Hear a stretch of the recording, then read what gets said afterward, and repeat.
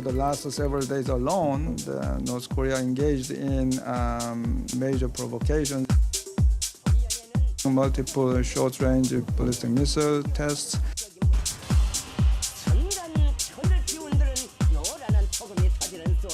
And sending bizarre balloons filled with trash. We are now responding. Our military will be setting up loudspeakers and conduct broadcasts today. Free North Korea! Our balloons are expensive, but we think they're 100 times more powerful. We are fully restoring military activities along the military demarcation line. As we repeatedly say again and again, we are open to dialogue. Tensions on the Korean Peninsula, that's something that I'm sure you have heard of many times before. Hello and welcome to News Desk. This is a weekly conversation where we have an opportunity to engage with everyone on live stream and see if we can come away with a better understanding after an hour or so of the topic in hand. My name is Melissa Chan. And I'm Biresh Banerjee, and I'll be focused on your questions, your comments and observations that you post in the chat window that you should be seeing on your screens right now. And I'll be bringing those concerns, those contributions from you into this conversation and also putting them to our guests whom you'll be hearing from shortly. Yeah, so this week we decided to take a closer look at North Korea. There's been a lot of news over the last few months, a lot of hot wars that people have been looking at, Russia's invasion of Ukraine and what's happening in Gaza. And when you do look at Asia, there's a tendency to look at China, Taiwan, or what is happening between China and the Philippines. So there was a feeling that the Korean Peninsula might be getting a little overlooked. And we thought we'd ask the question, ballistics and balloons. What is North Korea up to? And helping us to decipher that question, get to the bottom of it, we are joined at the good old news desk table by good old news desk seasoned hands, starting to my right, Dustin Heverline, who today is going to be providing us context, but more importantly, you have a whole lot of maps and graphics to share with us, right? So many fun things for you to look at, Biresh. It's going to be great. And I don't know many of them either, so it's going to be a surprise for me as well. Jared Reed is also there to my left, another seasoned DW hand. He'll be in the chat talking to you guys, addressing your questions and concerns, and maybe posting a few links and just guiding people as they go along in this chat. That's One right. person that you will not be seeing is Wade Adams, but he'll be in our ear. We'll be talking to him. And that's because Wade is sitting in the control room with our magnificent technical crew that is making this conversation possible. Speaking of conversations, the conversation has already gotten going. I've been looking at the chat, and here's just a sample, just two samples of the kind of comments that have already been posted. So let's take this comment from at Valence Bellator saying, I have to say, swapping trash balloons has to be my new favorite way for rival countries to attack one another. Perhaps we should all limit ourselves to that. Wouldn't that make the world a better place? There's another comment, from at See It As It Is, saying, South started by sending flyers, North response back, fair is fair. That is one point of view. And rest assured, you'll be hearing a lot about balloons as we go along, so you understand what the whole problem here is. And we have, in a few minutes, experts joining us. We'll have Jung-Min Kim of nknews.org joining us from Seoul, and we'll also have Decker Eveleth from the Center for Naval Analysis. So we want your questions and comments. Please write them into the chat box that you're seeing, and also the specific questions that you might have for these two experts who really do know their stuff. Awesome. And Jared, I think that you also have something prepared for people to participate in. That's right. So every week we have a poll question. We put a question to you and ask you to choose between usually 4 options. This week's question is, what's the best way to contain North Korea's nuclear threat? The first option, better defensive systems. Number 2, pressure from China. Number 3, further isolate Pyongyang. And number 4, love letters to Kim or talks. So please get your votes in. I know what we are voting for. I'm a big believer in love. Big believer in love. Believer in love and Yes. talks. And balloons, as the commenter said, like keep it to the balloon level, right? Yeah, we do not want this crisis ballooning out of control. I just had to say that. Sorry. His puns. All right, so speaking of balloons, that is the title. That's in our title today, right? Ballistics and balloons. What is North Korea up to? Just in case you have not been following the balloon saga, I think a lot of people on the live stream probably know about this. But for those who have not been following, Dustin, I know that you've been looking into it and you've prepared sort of a brief explainer so people who might not know what's been going on can get a sense of what's been going down between North and South Korea in the last few weeks. I mean, yeah, it is a crazy headline, right? Like balloons with trash floating over the border. And of course, I've prepared some balloons for us to look at. If Wade in the control room can play that clip, we can have like a look. Yeah, that's what it looks like from afar. It's a really small dot. So what you're seeing there is like more the balloon than what it carries. And this one got stuck in a tree. And these have like come over the border from North Korea and gone down in South Korea in all kind of different places. They are probably supposed to open and like the trash would go everywhere, but some of the trash bags have also just like come down. But those trash bags you're seeing actually are the ones that they collected this trash and then compiled it. South Korean authorities have really told people not to go anywhere near these balloons. So if some trash falls down, they're like, no, keep away from that. We don't know what's in those. Like North Korea might have done whatever with these trash balloons. But so far as we know, it's actually just trash. Like one of them did land in the windshield of a car and destroyed the car's windshield. But otherwise, it is a bunch of trash being sent by airmail, basically. And South Korea has replied with their own balloons, which we can also show, I believe. And send like balloons with leaflets, so basically trying to inform the North Korean people about leaflets. Interesting. Leaflets. Oh. Yeah, this is kind of the machine. So that's one of the machines that just spits these out. The idea is it spits out leaflets only, I think 25 every couple of minutes or every minute. And then the balloon can go very far and the leaflets would cover a bigger area. But there's also something to be said about timeline here. So what happened first is that... but these are leaflets criticizing the North Korean regime, right? Is that? Yes, yeah, I see the pictures of these people. Exactly. Oh, there you go. Look at that. Exactly. You can see, it's really leaflets that the regime doesn't want its citizens to read, so that's why they are reacting to this. And the timeline here is that in South Korea, civil organizations, so not just citizens, have sent over these balloons, and then North Korea has reacted by sending back the trash balloons. But it's not the same because in North Korea it's like a state action, while in South Korea it's just civilians teaming up. And one small thing about that footage is actually not showing the initial wave of balloons, of course, that set all of this off, because it's from a different group, but all of these are pretty similar, and basically just send information to the other side. And then to the latest developments, South Korea has now started building big loudspeakers on the border. That's another old tactic. This has all been done before. This is not super new, you know. But they stopped doing that in 2018, I think. Exactly. So, this conflict, the loudspeakers have stopped in 2018. Mm-hmm. But this conflict and the information war between both sides, that's something that's always been going on, and it was quieter, and now it's getting more tense again. So what you see there is these huge loudspeakers prepared by the South Korean military, and they blast. K-pop is one of the things they blast, but also. They also blast over the border weather reports, and weather reports is a thing because they want it to be useful. The main audience for these loudspeakers are North Korean soldiers on the border.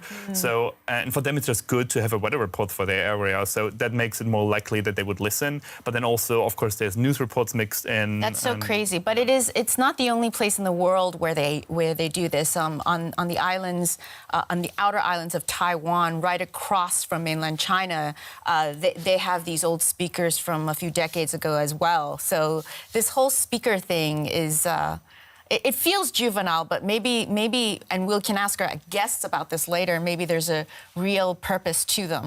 Yeah, exactly. I mean, it's the whole situation is kind of feels juvenile, right? Like it's balloons going from side to side. Also on the North Korean side, there's also speakers now, which like just broadcast like, well, they are not turned on yet, but people, analysts assume they will just broadcast noise to make it harder to hear the South Korean speakers. And just imagine being there on the border, right? Like you live anywhere on the border. From both sides, it's coming balloons over your head, and on both sides there's like speakers like loudly blasting on the other side. It's a crazy situation. Well, we will get to some more questions. If you have questions about the balloons, post them in chat and we'll pose them to the folks joining us. But thank you very much, Dustin. Before we go to our guests, I thought I'd do something a little different this week. And I thought I'd play a little game. Have you guys ever heard of Two Truths and a Lie? Yes, I watched lots of YouTube videos. Okay. I haven't. I'm the only one at the table who hasn't heard of what Two Truths and a Lie Jared, is. Yeah, I've you heard know of what it. that is, Yeah, right? I mean, yeah. you can do it with the dinner around the dinner table, just something about yourself and or something about. Anyway, so this is Two Truths and a Lie, North Korea edition. Everyone around the table, you do not know what I've prepared. No, I'm don't going know. to make 3 statements. 2 of them are true, and 1 is a lie. So, ready? Yes. Okay. First statement. Do we have to raise our hands to answer, or can we just shout out the answer? No. We'll go around and see what y'all think. Maybe we can just talk about it. But I'm very competitive on it's these just things. a little bit of trivia about North Korea. First statement, Muhammad Ali has been to North Korea. Okay? Okay. Muhammad Ali has been to North Korea. Second statement, Mark Hamill of Star Wars fame, the actor, has been to North Korea. By the way, those in chat, feel free to play along. And the third statement, I have been to North Korea. So I think I have the answers. So Muhammad Ali, Mark Hamill, Melissa Chan, 2 truths and a lie. Anyone want to dive in? I'm kind of excited to see what Chad says, but I will say Muhammad Ali did not go to North Korea. So that is the lie. I would say that's the lie. Okay. All right. Well, since you said Muhammad Ali, I'll go with Mark Hamill. Mark Hamill is the lie. Okay. Muhammad Ali is the lie. Okay. All right. So you all think that I went to North Korea. We can talk about that later. Did you? Wait. Did you?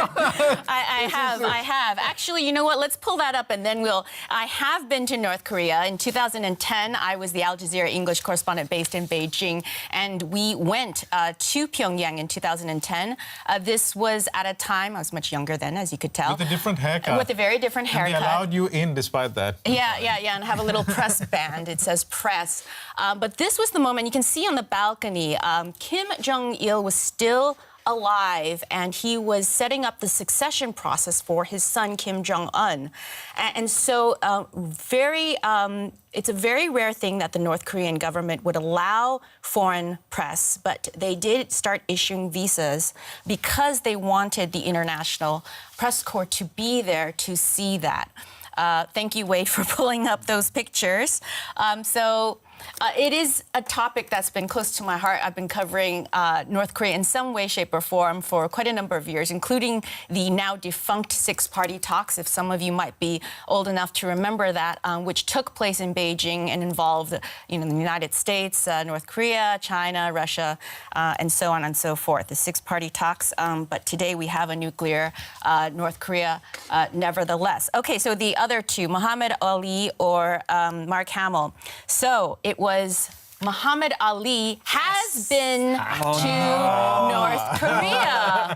Oh, you just set me up like that. Yeah, and Janet, did you read up on that? No, none of them knew about this. I didn't tell anyone. He did go in 1995. Gets crazier because it's North Korea for a pro wrestling event held in conjunction with a Japanese pro wrestling organization and an American one, but not the WWF. It was the WCW, the World Championship Wrestling group in the United States. Muhammad Ali was invited as a special guest.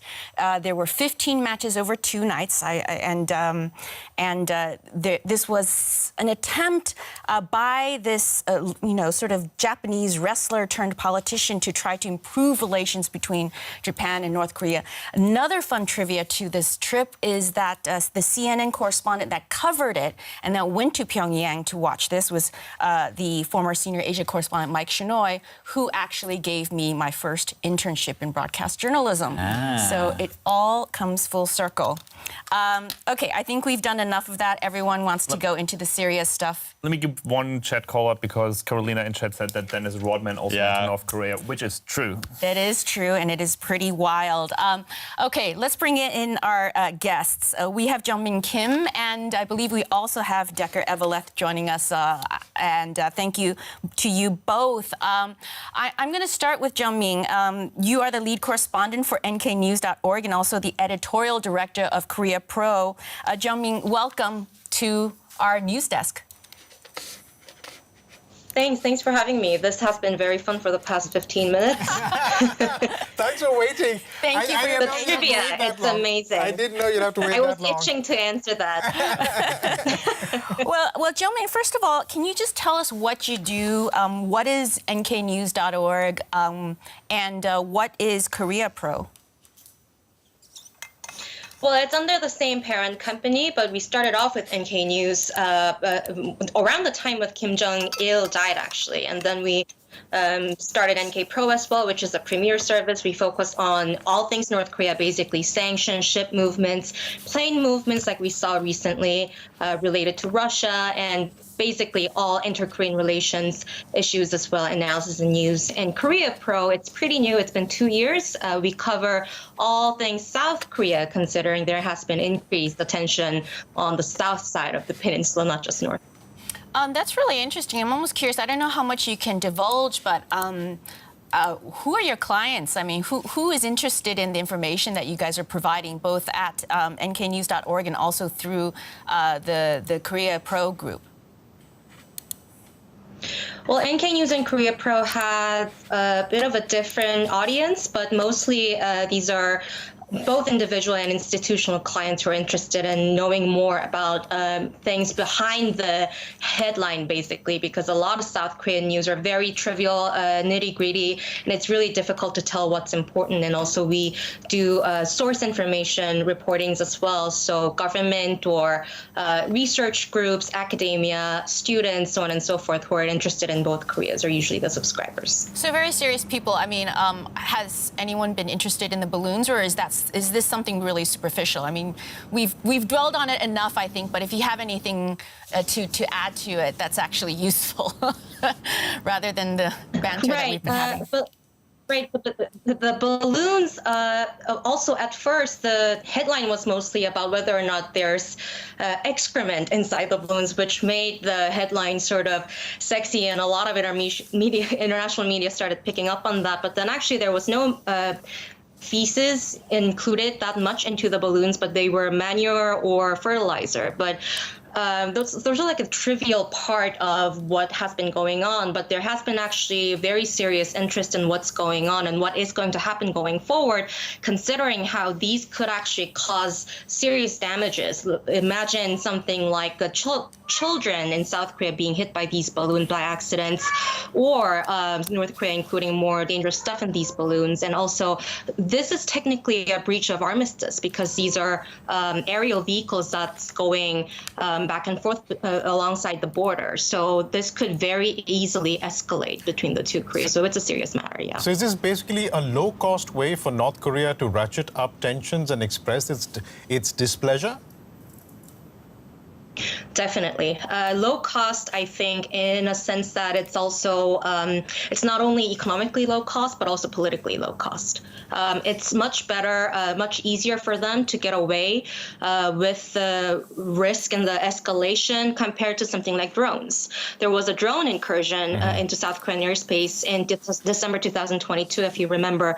And those sort of prompt immediate military response from South Korea, which can very easily escalate into full-fledged military, like armed conflict. But then balloons, and without political materials so far, like leaflets from the North Korean side, it puts South Korean government and military in a very difficult position because they cannot shoot it down because it risks even further damage.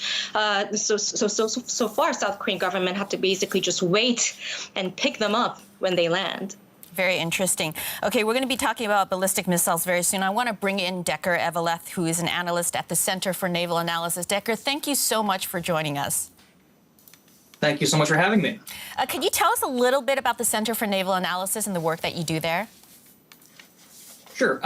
The Center for Naval Analysis is a Washington-based research and development organization where we do a lot of work to support both government and non-government clients. Here, I do a lot of work on North Korean and Chinese ballistic missile forces and a variety of other work, including utilizing geospatial technology. Excellent. So we're going to dive right into the ballistic missiles, because this section is what I call the what. We're going to do the how and the why next. But I'm just going to throw this out to Decker. What is Kim Jong Un working on these days with ballistic missiles? Just an overview for people who might not know. Yeah. So it used to be that we would see a lot of missile technology being tested. At this point, he is shifting more towards having a force in being. He's showing off a lot of the production capability. He's showing off a lot of operations. They've been doing a lot of salvo launches of short and medium range missiles, as well as a large number of ICBM range tests, particularly the launch of solid fueled missiles. And these solid fuel missiles, are they important in terms of hypersonic missiles, for example, the capability that North Korea has been working on for some time? And what is solid fuel, just so that people know, what is solid fuel as opposed to normal fuel? What is normal fuel? It's liquid. So with a liquid fuel missile, exactly. what you have is a fuel and an oxidizer. And when you launch the missile, what you have is a combustion chamber where you put the fuel and the oxidizer in the same place, and they immediately combust, and that generates a large amount of thrust. The downside of a liquid fuel system is that you have to usually fuel the missile before launch, which means you have maybe a 1 or 2 hour prep time for the missile. Also, these are very dangerous chemicals. If they leak, it's a health hazard. With a solid fuel missile, what you do is you basically bind both things together, usually in sort of acrylic. And so when you launch the missile, it's always ready to launch. It's immediate, and it is a way to make the missiles much more stable in transportation and in the launching process. So that's a serious technological step for them. It means that their missile forces are a lot more responsive. With hypersonics, they have actually tested both the hypersonic missile with a liquid fuel booster and a solid fuel booster, although they'll likely continue going forward with a solid fuel booster for the hypersonics. The hypersonic technology is difficult to assess. It's difficult to see how that missile actually performs via open sources. But that missile is basically intended to evade the pretty significant U.S., Japan, and South Korean missile defense network. I have a question about, can we pull up the video, Wade, of these these launches, these missile launches, and if either of you guys could weigh in, and I don't know if you guys can see the video, but I mean, they're really dramatic. And if you can talk us through what we're actually looking at, you'll see that these missiles also, it's like 10 of them shooting at the same time. That seems like a lot of waste for a test. So I don't know if you have any insight on any of this. Let's just go to Jung-min first.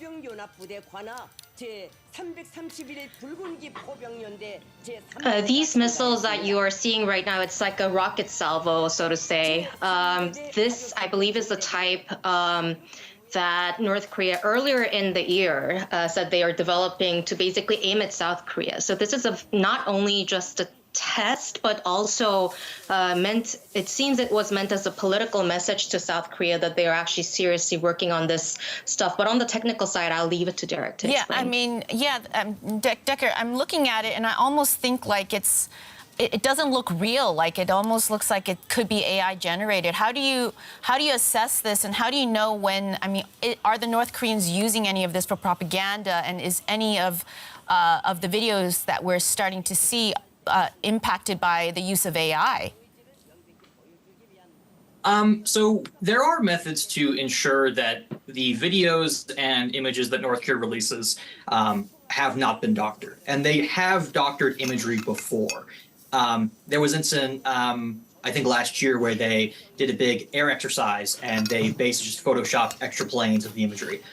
This particular imagery is almost certainly not doctored. And we know that for a couple of reasons. We know that because the U.S. government and the South Korean government released data about how many of these missiles impacted, and there's also additional footage. And the video doesn't usually show a lot of imagery, a lot of evidence of doctoring. These particular missiles are KN-25 short-range missiles. The reason why you're seeing them launch these salvo launch in such large numbers is partly, yes, for propaganda, but partly it's because the South Korean and American missile defense grids are so robust at this point that the only way for North Korea to actually inflict significant damage on priority targets like airfields is to launch a number. I mean, compare this to the Iranian attempts to strike Israel. Right. The Iranians launched something like 110 ballistic missiles, and they did effectively negligible damage to the Israelis because the missile defense grids they had to penetrate were so robust that the number of missiles they would need to launch to actually do significant damage is extremely high. And so it's certainly North Korea has seen that, and certainly what they're planning to do is do these huge salvo launches to ensure they can actually damage the target. Can I just ask you, Decca, North Korea doesn't really need these missiles to target South Korea, does it? Because South Korea, like Seoul, for example, is within artillery range. Therefore, I wonder, what is the effective range of the KN-125, was it, this short-range ballistic missile? Till where can they impact? So the KN-25 has a range of, I think, between, it's hard to estimate sometimes, but probably around 340 kilometers. The reason why you're seeing them invest so heavily in ballistic missiles versus artillery systems is because, yes, North Korean artillery is significant and Seoul is within range. The issue is that also means that North Korean artillery is in range of South Korean artillery, right? So you have to actually base your missiles in places that are further away from South Korea in order to ensure they are survivable, right? You need a 300, 400, 500 kilometer range system to ensure that you can actually evade American and South Korean attempts to destroy those launchers before they can launch. Right. Let me just bring in a few comments from the community. There's been nothing specific in relation to missiles yet, but it's just very interesting stuff that is coming in. So, for example, Mild Defensive Gamers was commenting earlier and saying, asking, doesn't the biological waste sent over amount to some sort of escalation? And this is something that Jong-min answered a little while back. It was a low-cost way of escalating the tension between the two countries. And then you have Carolina Vilena, who's remarking that that as long as there are interferences, meddling or even influence from other countries, it's very difficult to unite between North and South Korea. Maybe it's a theme that we cover as we move along. But then there is a specific question here from, pardon me if I get this wrong, FTHKL8312. That was a username. Can we just have easier usernames? But anyhow, from FTHKL8312 asking, should we focus on a war or focus more to peace? What is causing the problem? And it's a generic question, but an important question nonetheless. And I'm wondering if you, Jong-min, want to take that and answer what is causing the problem. Let's boil it down to the current tensions between the two. War and peace. That's a difficult question. But if you look back at 2018, when there was an inter-Korean warming of relations basically between the two Koreas, even during the time when the two Koreas were preparing a better peace regime and inter-Korean agreements such as comprehensive military agreement that is suspended now. Even when you're preparing for peace, it seemed like the basic premise that both South and North Korea had was risk management. So the two Koreas don't go near war or armed conflict, basically. So it seems, and now the current administration in South Korea, it seems the focus is peace only comes with power. So basically preparing better for war, basically, helps maintain peace or something near peace, which is risk management. And it seems like the goal from the South Korean side right now is to increase the military prowess and deterrence so that the North Koreans do not risk anything like an armed conflict that starts from North Korean side. But between the two, what should we prepare more about? I can't answer that question. Right. I want to talk about nuclear now. Dustin, I know that you've got some content just to put things in perspective in terms of North Korea's nuclear arsenal. If you can pull that up for us, I know... yeah, I have it up now. I can give you guys a quick, or more the audience, obviously our experts know this, a quick overview of just like how the world's nuclear weapons are, distributed among countries.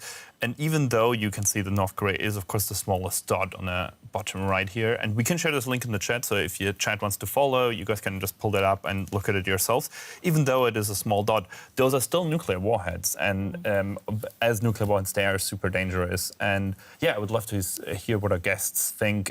Also, in terms of range, like where could these warheads hit if they would use them? Yeah, I think the question is maybe how many nukes do the North Koreans have, and are they making more? How do nukes fit into the strategy of the missiles that we've been talking about?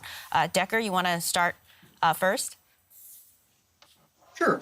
So first of all, it's really difficult to estimate the number of nuclear warheads any country has. And this is because nuclear warheads are not uniform. There are nuclear warheads that, because of different design characteristics, have different amounts of uranium and plutonium.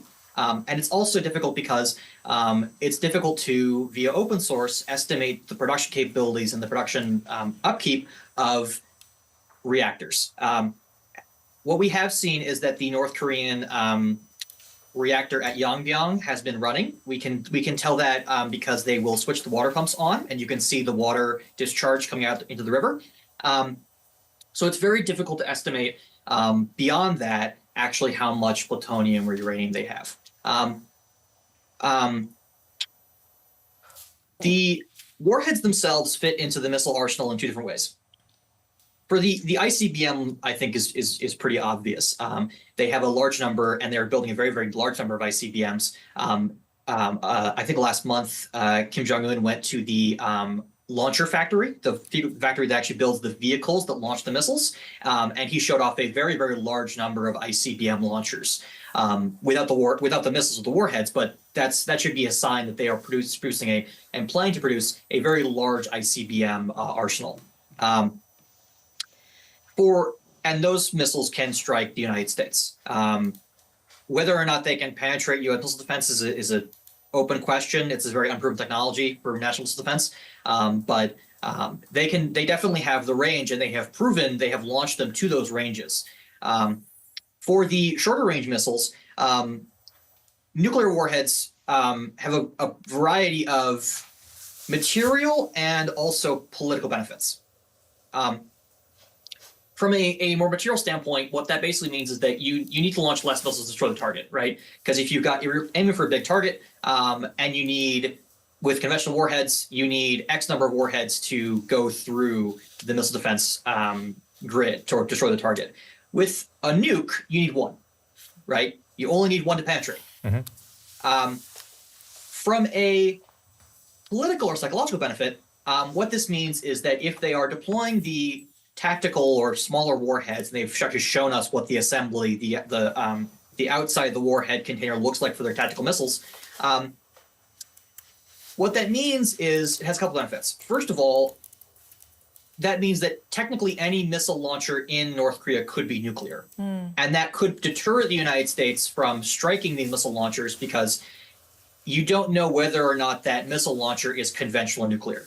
And if you strike a nuclear assigned unit that you think is conventional, that's extremely escalatory because the North Koreans are going to assume that this is the beginning of an all-out strike to disarm their nuclear forces. So it stops the United States potentially from doing these low-level strikes. And it also means that North Korea potentially has response options at lower levels of conflict, right?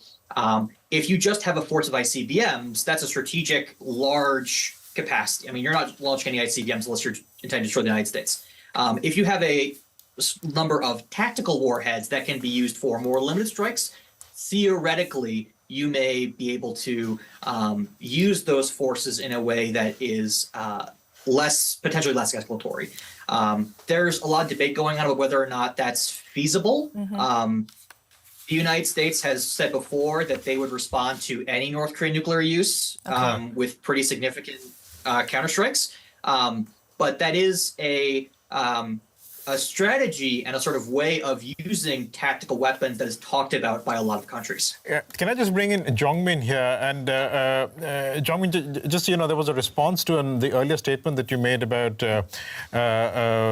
why the North Korea is developing nuclear weapons, and then also the South Korean response to it. This is from Carolina. She was saying, peace only comes with power. That was a comment that she was making. But just back to the nuclear weapons from North Korea, is it fair to say that North Korea is developing nuclear weapons not so much for South Korea, but for the United States? It's for both. I don't think it's either or, because especially I wanted to ask Decker as well. There was a nuclear consultative group third meeting just earlier this week on Monday, and because North Korea is considering the threat that comes from the U.S. is not just U.S. nuclear weapons, but also the allied forces, basically just south of the border. That's why I wouldn't say it's only against U.S. or South Korea. But in the NCG meeting recently, which also was established after South Korean President Yoon Suk-yeol also controversially mentioned that South Korea is capable of making nuclear weapons if it wanted to.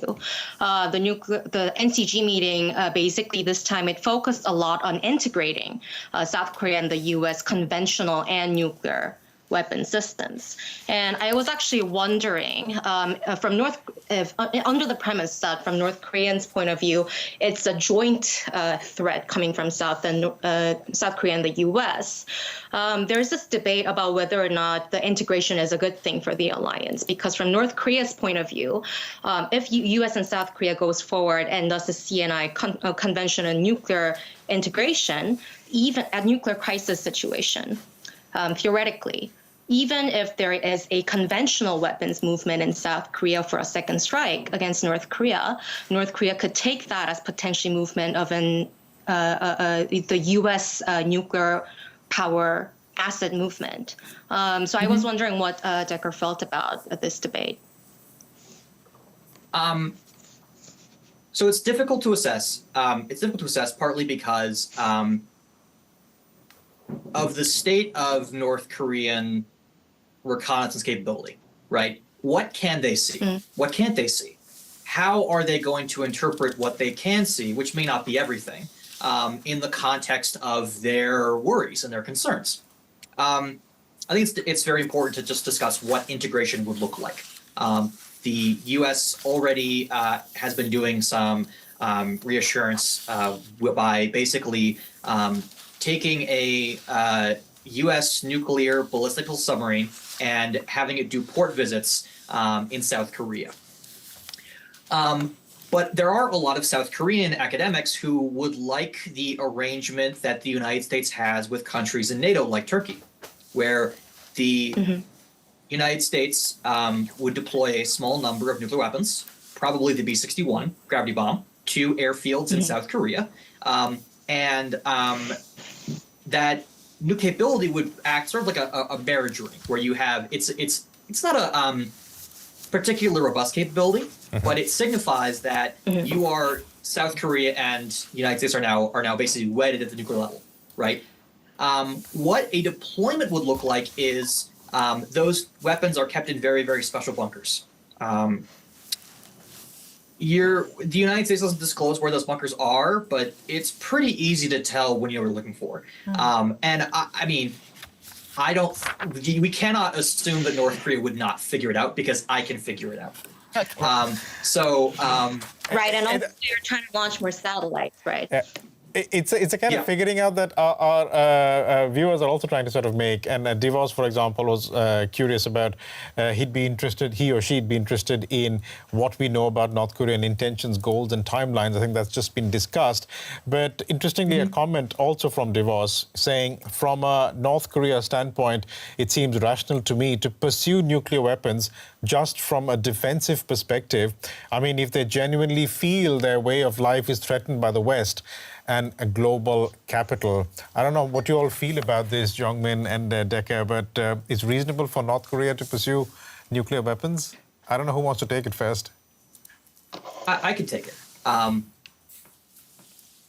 I think that this is something we say a lot, where North Korea looks around and they look at the countries that have tried to develop nuclear weapons before and failed, and they look at the Gaddafi regime, which collapsed, and they look at the Saddam regime, which collapsed, both due to heavy U.S. involvement. And I think the North Koreans come to the conclusion that the only way they can prevent something like Libya or Iraq happening to them is by having a robust nuclear arsenal. So I think there are real security concerns from North Koreans about something like Libya or Iraq happening to them. It's also important. It's also important to just specify here that there is a internal political benefit to the North Korean regime of having a robust arsenal. When you look at a lot of the propaganda that Kim Jong Un releases, it's actually important that his daughter is there, and I think that's part of a propaganda move to show that Kim Jong Un has basically created safety for the next generation, right?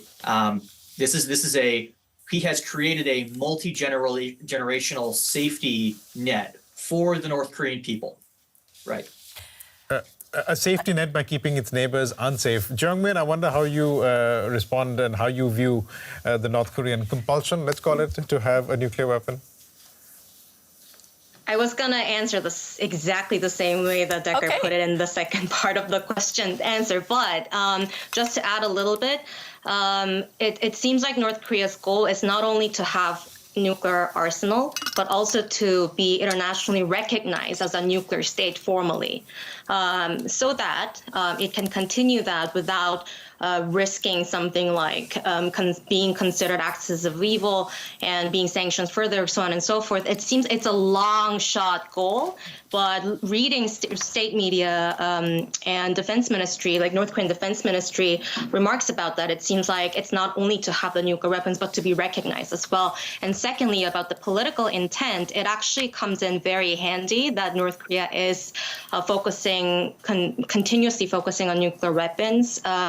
in that, like Decker mentioned, it's a legitimacy tool for North Korean leadership to maintain the hereditary dictatorship. But also they recently gave up on the unification goal with South Korea, which was also the older Kim's promise that they made to the North Korean people. And after getting rid of that, having defensive power, as they put it, like nuclear weapons, sort of helps with filling in that gap.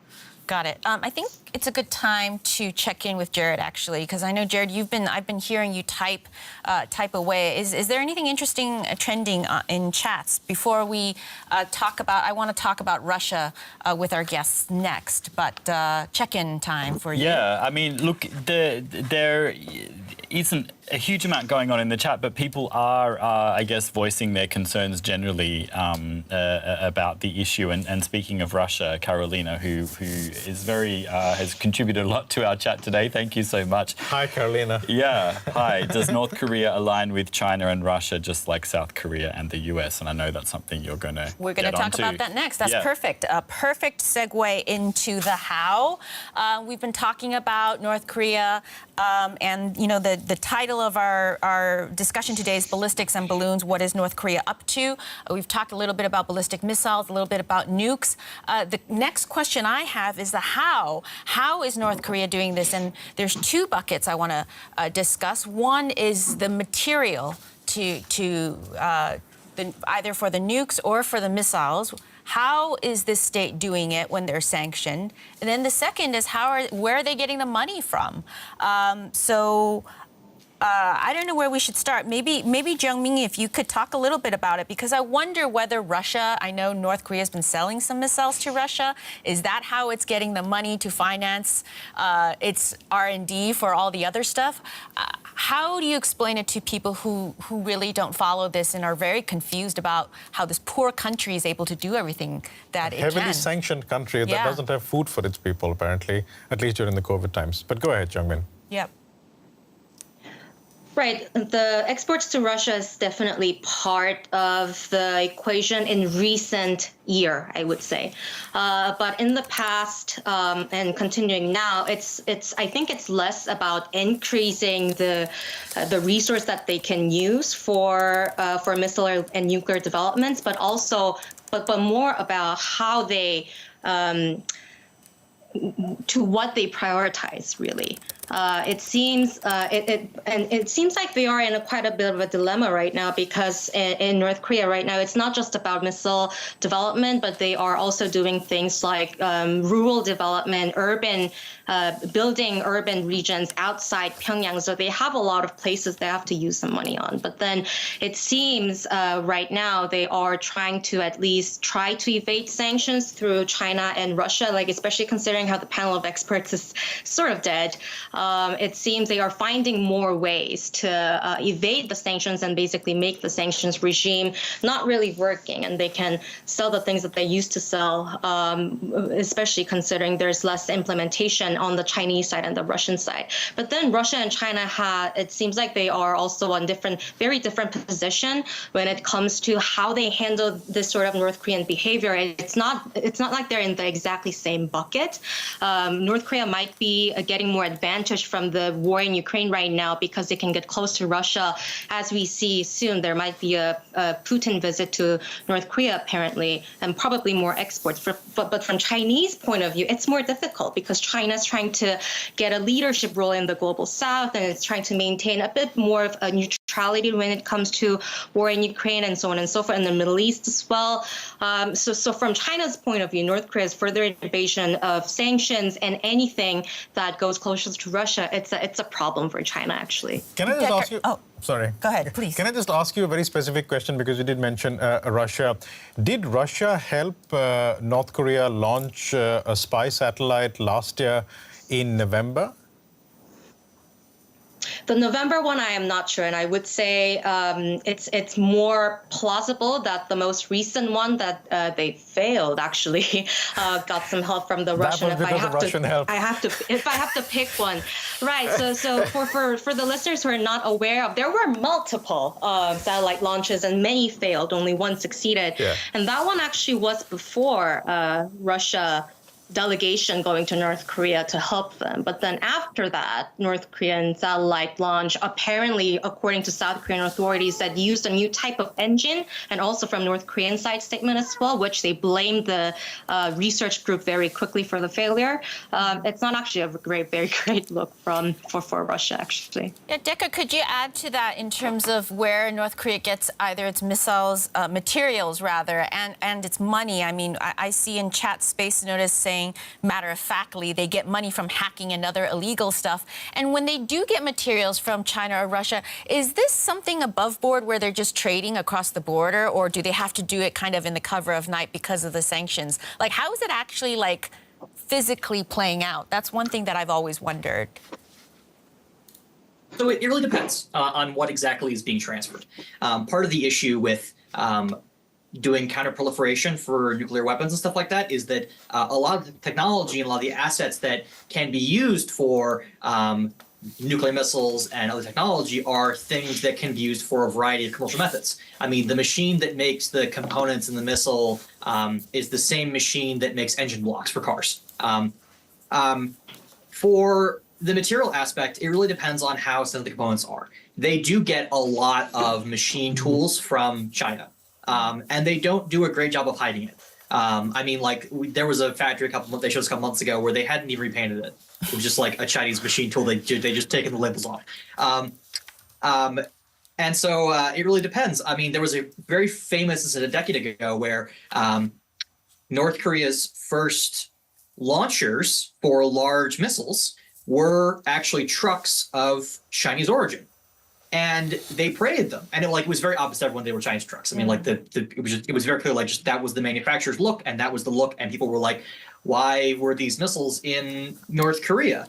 And the Chinese company was like, well, they said that they were going to use them for logging. I want to be clear that, like, because you have those launch tubes. That's where logs fit in. Right? That makes sense. I want to be clear that the company that manufactured the trucks is the exact same company that manufactures missile launchers for the Chinese military. Like, they're the same truck. And so this idea that, like, we're just saying they're like logging trucks is, like, it technically, like, it doesn't work. But you can just say those and say, well, we didn't know any better, you know? And so this proliferation angle is very difficult to sort of get a grip on because there just isn't a lot of enforcement from the Chinese side. I'm actually not sure how much visibility the Chinese government even has into what their private companies are doing with North Korea. So it's a very difficult problem because not only is there just a lot of flaunting of the rules from private companies, but it's difficult to assess how much capacity the Chinese government has to rein that in. I want to, Dustin. Yeah, let me just cut in one moment to give a chat like an example of how this stuff, what this stuff can look like. If you guys want to share my screen, there's like, this is actually going the other way around. So this is a slide that was released by the White House a while ago. And this is about North Korea selling ammunition to Russia to get money, right? And we will share this link with to an article with this graph in it in the chat, so you guys can follow along if you want to. And here you can really see these are like on the bottom right here. I mean, if you guys don't mind my drawing skills, you can see that these are really the containers, and then you can track those like going onto ships that's like up here, and then going, they take a ship here, and then they go all the way through Russia by train, until they end up close to Ukraine, and the ammunition, the North Korean ammunition can be used, and that's kind of stuff that people are seeing when they look at satellite pictures from North Korea, and I'm sure Decca does this work as well. I just wanted to share this so chat can kind of follow along and see an example of what's happening there. Yeah, Decker, I mean, all this information is mostly gained by analyzing satellite images, correct? Yeah, a lot of it. It is enabled in a lot of cases by just the North Korean state media releasing a lot of images of the factories. And likely they do a lot of that recently because they're trying to basically attract foreign customers. So, for example, with those missiles they're exporting to Russia, last year they showed us the factory where those missiles are made, and they built a huge new casting building at that facility, and they showed it off to everybody. And they said, this is where we can get the missiles, this is how we do it. And those are the missiles that are being exported to Russia. So not only can we sort of confirm a lot of propaganda and state media via satellite imagery, but it's not like the North Koreans are actually, for these particular systems, doing a lot of hiding. They're really pushing being able to sell these missiles.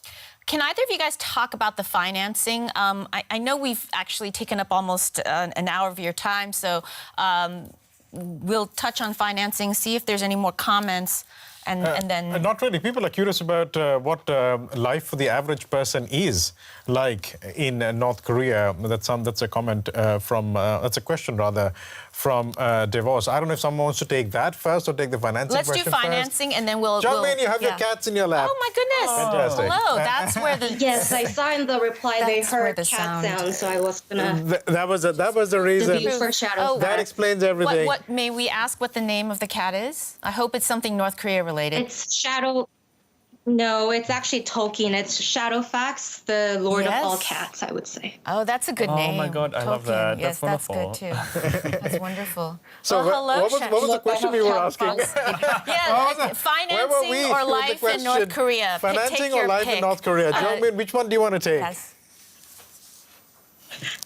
Well, financing, it's a difficult question. Sometimes South Korean authorities do, or South Korean researchers do like a calculation of how many missiles North Korea launched or tested, and then they sort of make it into how many people they could have fed if they used it for better purposes. But other than that, it's actually really difficult to figure out even how much cost it's used for these missile developments. There are some signs that the North Korean military utilizes old ones for tests. Basically, when there is a political need to do testings, they utilize the old arsenal that they can't actually sell or use in battlefields. But it seems like the newer ones that are being sent to Russia, financing part, I really can't really confidently answer.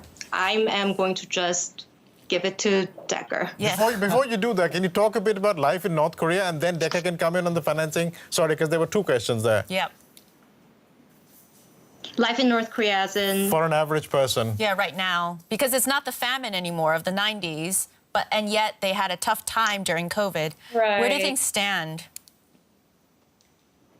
Well, there was a brief period last year when South Korean authorities said that there were mass famine going around in North Korea, but that was never really verified. And a lot of informed sources, reports from outlets like Daily NK pointed other way, that it's not a mass famine, but there were some difficulties after COVID, especially after North Korea strengthened the border between China and North Korea, so that no smugglers from North Korean side or Chinese side can go back and forth. After the 90s, the Changmadang, the informal market in North Korea, was basically what helped North Koreans feed themselves, but including the 달리기 장사, which means trade with Chinese people at the border. But then that sort of dialed down. So it seems like the North Korean government actually has a big pressure to focus their propaganda not just on military or nuclear weapon side of things, but also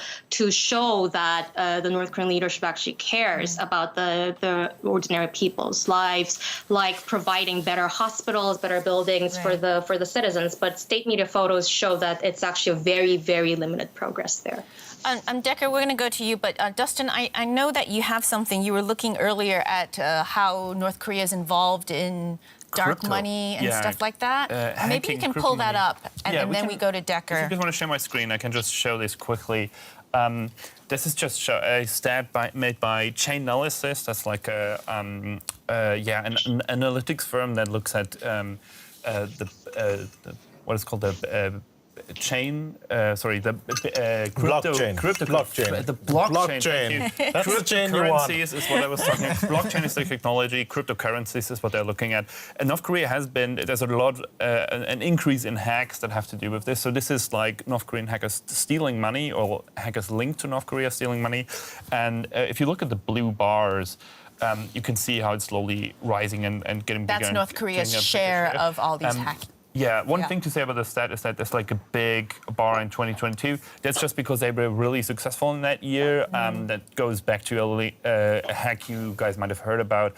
It's the Lazarus group, which is like a bigger hacking group, getting into the so-called Ronin network that has to do with like a game, a game that uses cryptocurrency that you can play. They were able to hack that and like steal a bunch of money. And that's like one of the ways that they earn money. And I guess a way that is pretty shady or like obviously illegal, and they can just do that, I guess because they don't care. Just 1 second before you go to Decca. I know you want to go to Decca. I just want to check with you, Jongmin. I know it's really late in Seoul. Can you stay on, or do you have to go? Yeah, sure. Yeah? No. I can stay on. Okay, cool. Thank you so much. Yeah. You're a star. Thank you. Great, thank you. To Decca now. Yeah, to Decker, I don't know if you have any insight to add on the sort of the way the North Koreans sort of find money, and also any insight on what life is currently like there. Sure, I can sort of tackle both questions. Yeah. Particularly in the missile program, there's always been an emphasis to basically have the missile program be somewhat self-funding, in that you build missiles, you export them for money, or you do other things, and then that money that you accrue from doing those missile sales can be used to basically finance the next missile. The North Koreans were actually in a really good position because they insisted on being able to manufacture their own missiles during the 60s and 70s, because the North Koreans didn't really think the Soviets or the Chinese really come to their aid, and so they wanted their own ability to manufacture all this technology. And that served them really well as the Soviets began basically pulling out of some countries and not supporting them. So, for example, like Egypt. When Egypt and the Soviet Union had a sort of bad time in their relations, the North Koreans stepped in and they sold the Egyptians missiles, missile factories, support equipment. They sold things to the Syrians, the Iranians. There is a global proliferation network from North Korea of all these missiles, and that's a big way they finance a lot of their missile technology, by supporting programs in other countries. For the lifestyle of North Koreans, a lot of North Koreans are engaged in basic agriculture. Agriculture is slowly modernizing in some ways, but for a lot of the rural areas, it's the same agriculture that they've had for decades. If you are lucky, you can get a job in one of the state-run factories. There's a very basically prestige aspect to some of the factories. And if you are lucky enough to get a job in one of the factories that Kim Jong Un regularly visits, Kim Jong Un will basically order the factory to build better accommodations for the workers. So he'll do this thing where he'll go in, he'll be like, maybe you should, get a better cafeteria, or maybe you should get like a gym or stuff like that. And they'll just build a gym. And so life for those factory workers engaged in the defense industry is actually, relative to North Koreans, pretty good. And then there's Pyongyang, right? If you live in Pyongyang, you probably have a much better living situation than the average North Korean. Yeah, that's what I saw. I mean, obviously, when you were there in 2010, right? I mean, obviously, there's a little bit of a Potemkin village element to all of that in terms of where the streets we were driven around and stuff like that. But it was definitely the place to be if you're North Korean is in the capital. Look, we have taken up a lot of your time. I want to address one last thing. I want to ask both of you. Let's pull back a little bit. We've touched on it a little bit with North Korea and Russia. China's been mentioned. But are we seeing a new sort of alliance forming between North Korea, Russia, China, and Iran? We just had Putin say Or is it Kim who said It was that Kim. invincible? Yes, Kim who said, quote, Said that today, I think. Yeah. Because today is Russia's National Day, isn't it? It was greetings that he was extending towards the Russians. And he said, I think Melissa has the exact word there. That we are invincible comrades in arms. That's what Kim said to Putin. And then what she has said to Putin is that our relationship has no limits, right? That's the big thing, no limits. What is your take of that? Is there a real alliance forming between these four countries? Jong-min. I wouldn't go as far as alliance, because alliance usually comes with, if you consider U.S. and South Korea relations, mutual defense commitment, and I don't think I see that yet between North Korea and Russia, or North Korea or Iran. But I would say that it's a bloc versus bloc sort of dynamics going on in this region right now. It's not just U.S. and South Korea warming up, but also Japan. Japan warmed up relations with South Korea recently very much, and then they are doing a lot of trilateral training and trilateral platforms as well, which North Korea sees as a threat and probably want to bulk up what looks like an alliance or partnership on the north of the border.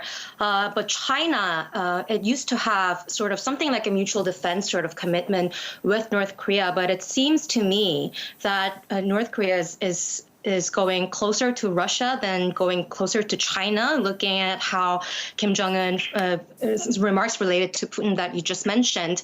So I would say that it's not an alliance yet, but it's definitely forming some sort of bloc, I would say. Decker, can you add to that? And this is a very almost naive, intentionally naive question, but if you are going to have an alliance, can't you have secret alliances and not announce it? That would be the smart thing to do, right? And I wonder whether there are any potentially, in the foreign policy community watching all this, is there a possibility that there are secret handshakes being made between these leaders at all? I mean, it's possible, but you have to think about what exactly a secret commitment related to defense or anything like that would actually get China or Russia with North Korea. For China, North Korea is a buffer state that occasionally causes them serious diplomatic problems. For Russia, North Korea is a source of armaments and other things, but it's not necessary to Russia's defense in any way, shape, or form. And so I think there is an interest for both China and Russia to have North Korea continue existing as a stable state. But I don't see a strong incentive from either major power to foster any sort of deeper defense commitment with North Korea. North Korea has always sort of played both China and Russia in a way that, like, if the Chinese won't give them something, they'll go to the Russians and vice versa. And so the North Koreans have been playing this sort of game with both China and Russia for a very, very long time. But it's always sort of ebbed and flowed as the situation has changed. But I mean, I guess there could be a secret agreements going on that are more robust, but I just don't see what that actually gains Russia or China. Got it. Can I just ask you, can I ask both of you one question? I mean, this is, it's a very simple question. It comes from user DeVos, who is asking about what are some ways that the West can reason with NK, as with North Korea? I wonder if you'd both like to have a stab at this question, beginning with you, Jong-min. The Western world reasoning with North Korea. Yeah. How can they do it? Well, find the right timing. It seems like right now, especially with wars going on in other parts of the world, it's not the right timing to do that, although we need it. It seems like it's not only just Russia and China getting closer to North Korea, but it seems like from North Korea's point of view, they see this as a prime time to isolate itself further from other countries. You can see it from it closing down embassies in other countries that they used to be more friendly with, something like a comrade before. Like, for instance, Cuba-South Korea relations improved recently, and North Korea and Cuba's relations are going to sour soon. So I guess when North Korea is edging towards more isolation like that, it would be maybe good for the international community to remind North Korea that isolation actually comes with less possibility of increasing resources for whatever they need for domestic purposes, be it military or economy. But right now, it's a very difficult reason to sell, I think. Decker, any way to reason with the North Koreans? This, if you had asked me this question 10 years ago or in any previous decade, I would have said that, the easiest way to sort of engage in diplomacy with North Koreans was to basically give them the respect they thought that they deserved. North Koreans have a very aggrieved state where they thought they still think they're not being respected by the international community. But I think that Kim Jong Un has taken a very different approach to diplomacy and international relations that basically says that, well, if they can't get respect by diplomacy, they're going to get it through having a nuclear force and having a strong force. North Korea has always had a wish list of basically military concessions they want to seek out of South Korea and the United States. Because, as we talked about earlier, the United States and South Korea can threaten the existence of the North Korean state purely with conventional systems. Right. And so North Korea would like some concessions, checks and balances on those conventional forces. And unfortunately, those sort of concessions are extremely unpalatable to both the United States and South Korea. We're in this stuck in this area where North Korea would like South Korea to do things like refrain from military exercises, a system of checks for the South Korean missile force, and things like that. The United States would like to stop doing bomber flights near the border. And all of those concessions, which they previously have gotten sometimes from figures like Trump, are difficult for them to get right now, Right. Particularly because of what the South Korean administration looks like, and particularly because of what the American administration looks like. Right. Well, I think on that note, we've held you for too long. Unless you guys have any final thoughts, we're going to let you get going. Decker, thank you so much for joining us. Jung-Ming, thank you for joining us. Despite the late hour, thanks so much, Jung-Min. And Decker, it's been great listening to the level of detail that you have, especially when it comes to missiles. Thanks so much, both of you. Thanks for bringing your cat. I think that made my day. Thank you so much. Yeah, made all our day. We've had our cat moment. Thanks so much, Jung-Min. Take care. I will bring the second Casprego next time. Thank you. Thanks to you both. Please do. Take care. Bye, Jung-Min. Bye, Decker. Thanks so much. Bye. Thank you. So, wow. Jared, how's chat been? Do we have a result for the polls? The poll is what What's I'm interested going in. on? Have they chosen option 4, love? I think there have been a lot of really, really interesting questions today, and thank you so much to everyone that has posted those, particularly Carolina and DeVos. Yeah, we have some results for the poll. So if you remember, we asked you what's the best way to contain North Korea's nuclear threat. So we had better defensive systems, pressure from China, further isolate Pyongyang, or love letters to Kim, or talks. So drum roll, please. Love letters to Kim? No? At 32%, better defensive systems. Interesting. Followed very closely by pressure from China, followed 27% love letters to Kim or talks, and at just 11% people suggested further isolate Pyongyang. So, yeah, not a very definitive result there. I think it's, between options 1, 2 and 4, pretty close. So it seems like we're split a little bit here. Our foreign policy community there has spoken. The internet has spoken. I don't know what you guys think either about the poll results or some of the discussions with Jung-Ming and Decker. Yeah, I thought, I have to think about this chat question that came up with the asking, how are normal people in North Korea doing, regular people.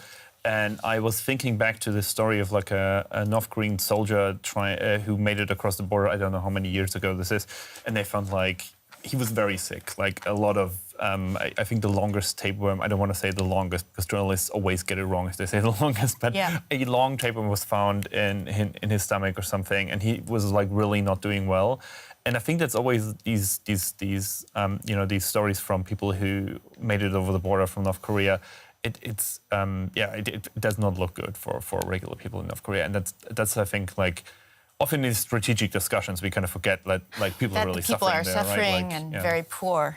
Yeah, for sure. Yeah, I mean, something that just stuck with me was what Decca was just talking about when you asked him the question, when is the right time to, I guess, talk to North Korea to sort of come to the table together? And he was saying, well, at the moment, because of how the US and the South Korean governments are, it's difficult for North Korea to get concessions, which doesn't make you feel very optimistic right now, does it? So that's something that stuck with me.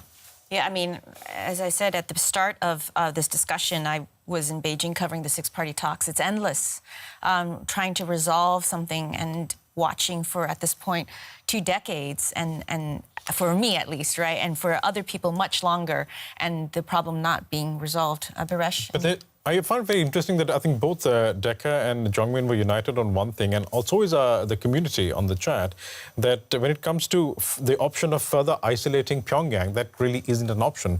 Because, correct me if I'm wrong, Jared, that had 11%, that was the lowest votes in the poll. So most people do not want to isolate Pyongyang, and that is not even there when it comes to a discussion. But the reverse, in terms of how do you engage with Pyongyang, is also not quite clear at the moment. Yeah, well, that is our discussion. It's called Ballistics and Balloons, What is North Korea up to? And hopefully after the last hour, you have a better idea of what North Korea has been up to. Thanks so much for joining us. It's been a great chat. Thank you so much for joining us. We're going to be back again next Wednesday, and then you'll be able to find out what the topic of the conversation is going to be 24 hours in advance on the Tuesday on the Community tab on our YouTube channel. So join us then to find out what we're going to be discussing, because we ourselves don't know. So drop in some suggestions. Happy to hear something. But thanks so much for watching today. Thank you and goodbye. Thanks, guys. Bye.